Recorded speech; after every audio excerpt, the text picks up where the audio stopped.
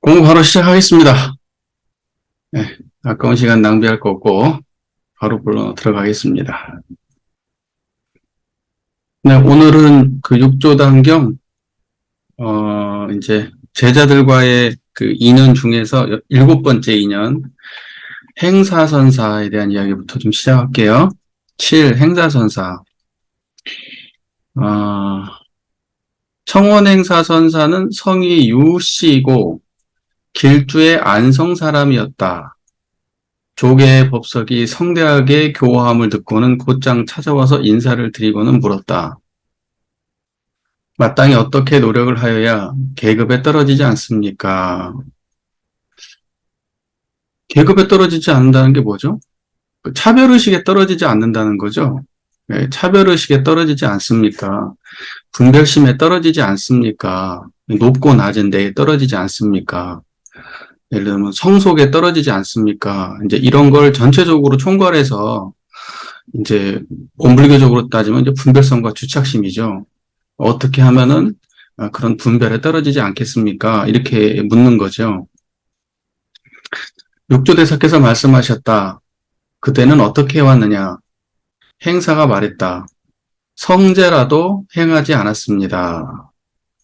이게 무슨 말이냐면 이제 여러분들 기본적으로 우리 학교 다닐 때 그 진속 이제설 배우셨어요? 기억나요?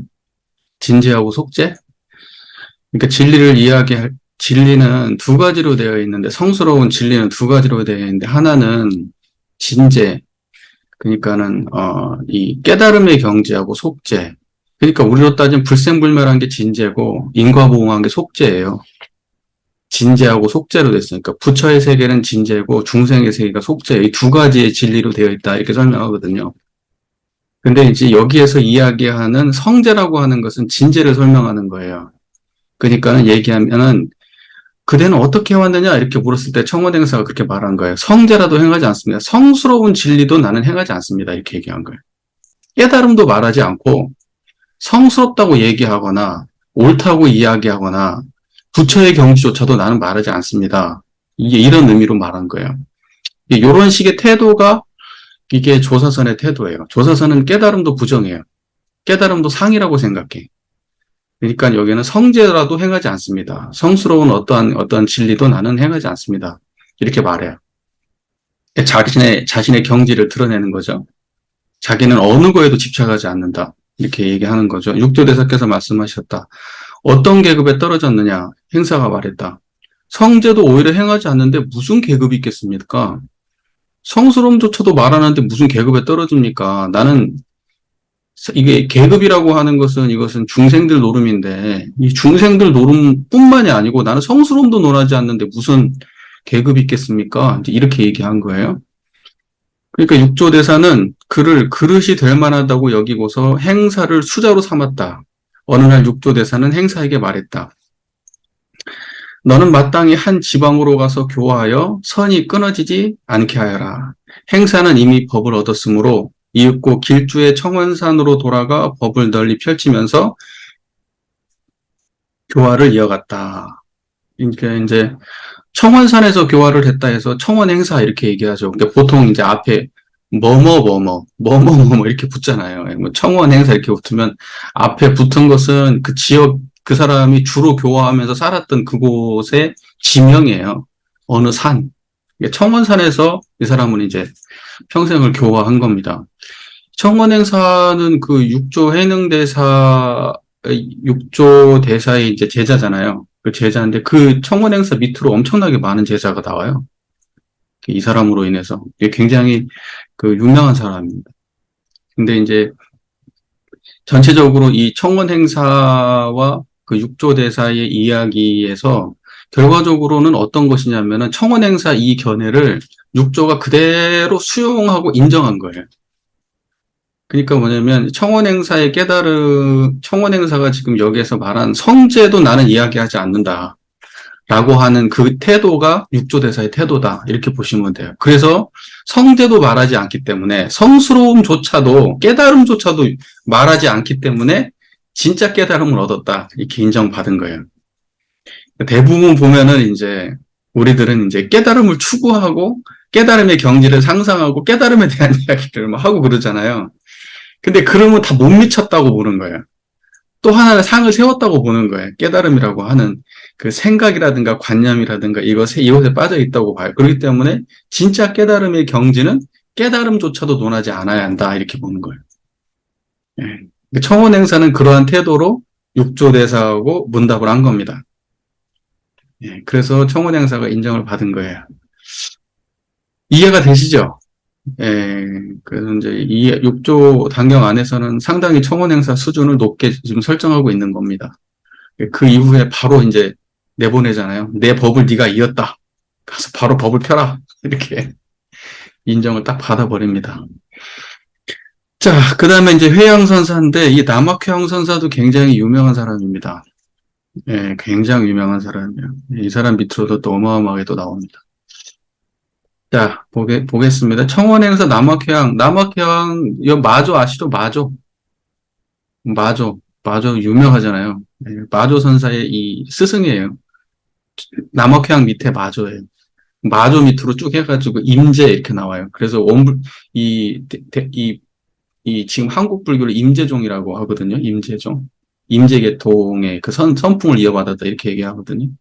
예, 그러니까 그 갈래 중에 있는 사람입니다. 이 회양이. 그 꼭대기에 있는 사람이에요. 자, 볼게요. 회양선사, 팔회양선사. 남학회양선사는 금주 두씨의 아들이다. 처음에 숭산의 안국사를 찾아뵈었는데 안국사는 그를 분발시켜 조계로 가서 육조대사를 찾아뵙게 하였다. 안국사에 갔는데 야 여기서는 너 안 되고 네 그릇은 저 조계까지 가야 돼. 조계산 가야 돼. 여기는 그런 전통이 있어요. 불가에는 여러분 이런 이야기들이 종종 나와요. 그러니까 자기한테 왔는데 그릇이 커 얘가. 그러면 자기가 데리고 있으려고 안 해요. 보내요. 저쪽으로 가서 배워라, 너는. 이렇게 해가지고 보냅니다. 그런 게 있어요. 근데 우리는 좀 그런 게 없죠. 일단, 들어오면 내 거예요. 그래가지고, 예, 다른 데 가는 꼴을 못 봐요. 이렇게 들어오고. 그러면 안 됩니다. 우리가 깨달음을 논할 때에는 자기보다가 더 훌륭한 사람이 있다고 그러면 그쪽이 보내서 사람을 키우려고 노력해야 되는 거예요.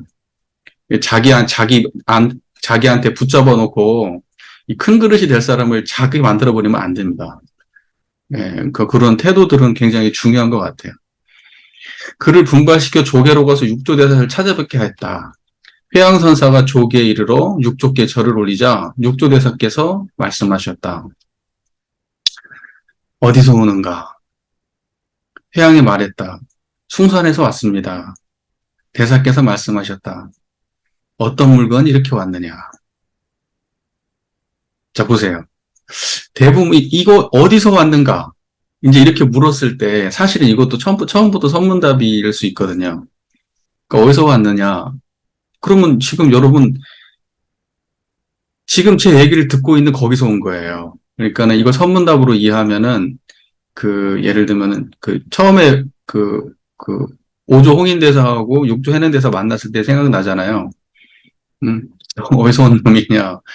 너는 저 오랑캐 같은 놈, 너 같은 놈이 무슨 공부하러 왔냐? 막 이런 식으로 무시하고 막 이렇게 되잖아요. 그러니까는 불성이 어디 차별이 있냐? 이렇게 육조가 대든단 말입니다. 홍인한테.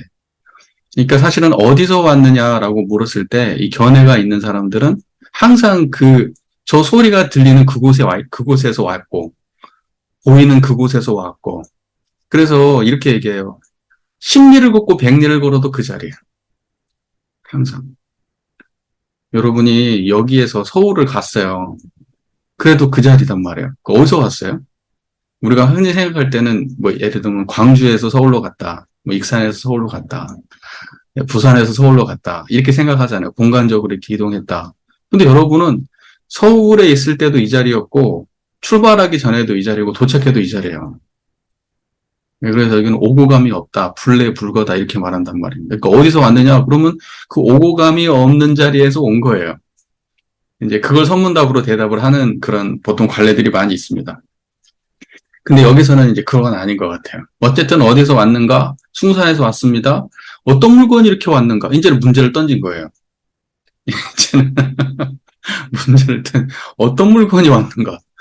너의 본래, 네가 지금 너의 본래 면목이 뭐야? 이걸 묻는 거예요. 어떤 물건이 왔는가? 너의 깨달음을 내놔봐라. 이제 이렇게 묻는 거예요. 그러니까 남옥회양이 말합니다. 하나의 물건이라고 말한다면 알맞지 않습니다. 이것은 무엇도 아닙니다. 이렇게 말한 거죠. 내가 무엇이라고 정의할 수 없는 것이니까 무엇이라고 말할 수 없습니다. 이제 이렇게 말하는 거예요, 이걸. 그러니까 대사께서 말씀하셨다. 수행하여 깨달을 수 있느냐? 회양이 말했다. 수행하여 깨닫는 일이 없지는 않지만 오염되면 안 됩니다. 굉장히 견해를 가지고 말하고 있죠. 우리가 예를 들면 수행이라는 방편을 전혀 안 통하고 깨달음을 얻는 건 아니에요. 예를 들면 우리가 이렇게 공부 모임이라는 걸 통해서 깨닫잖아요. 누군가의 문답을 통해서도 깨닫고 또 이제 그러한 깨달음을 얻기 위해서 어떠한 우리가 또 노력을 하잖아요. 그러니까 그런 과정이 없는 거 아니잖아요. 그러니까 그렇게 말하는 거예요. 수행하여 깨닫는 일이 없지는 않습니다. 하지만 오염되면 안 됩니다. 무슨 말이에요?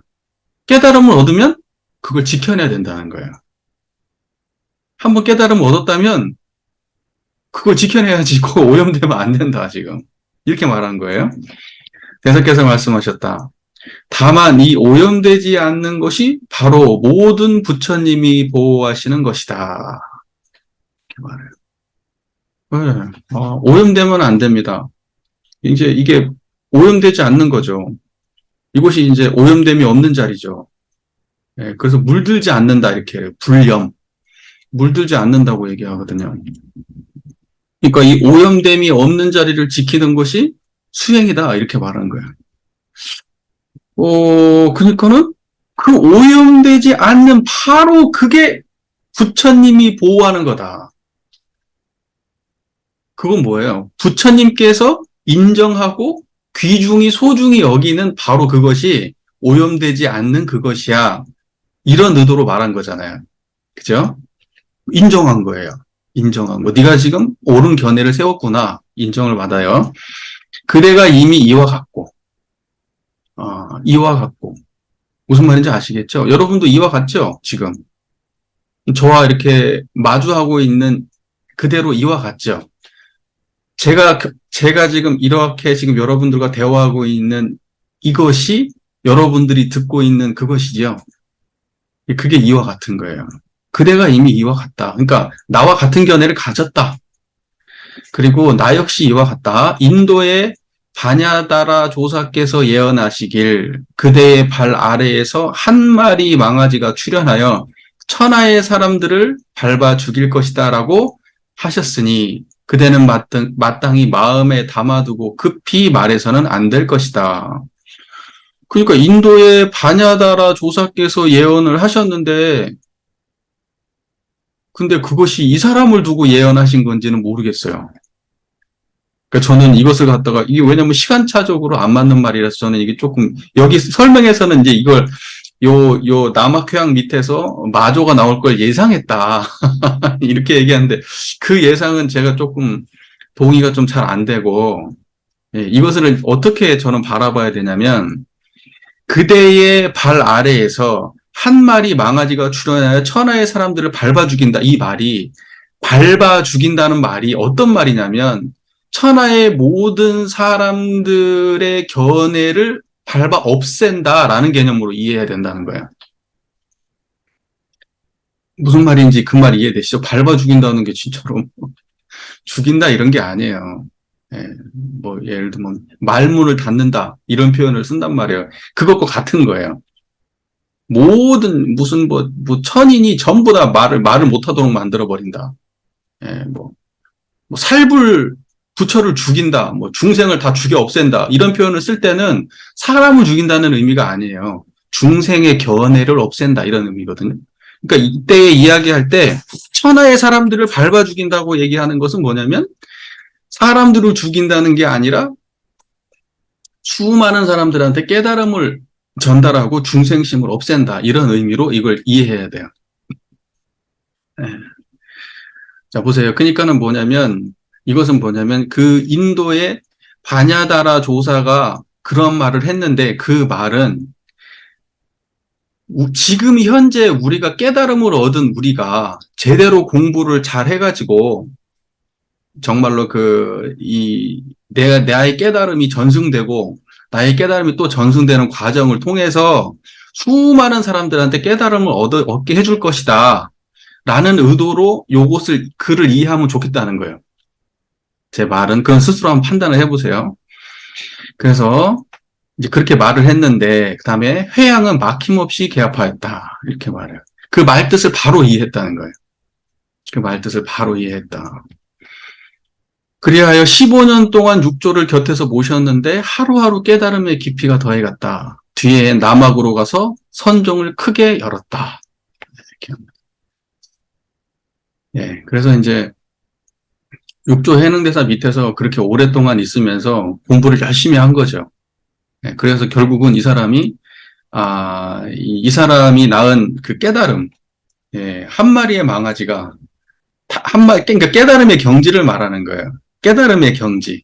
그 깨달음의 경지가 한 마리 망아지가 자라가지고, 흰소가 됐겠죠. 흰소가 돼가지고, 수많은 중생심들을 다 밟아 없앤 겁니다. 예, 그래서 이제 아주 유명한 그런 대선사가 된 거예요. 예, 그런 맥락으로 이해했으면 좋겠습니다. 예, 그래서 뭐 남악해양이 마조를 낳고 이렇게 해석하는 건 좀 그렇지 않나. 예, 제 개인적으로 잘 모르겠습니다. 저는 뭐 그런 깊이 있는 역사적인 건 잘 모르고, 예, 여기서 뭐 바냐다라고 어떤 사람인지 그거 여기 읽어보시고요.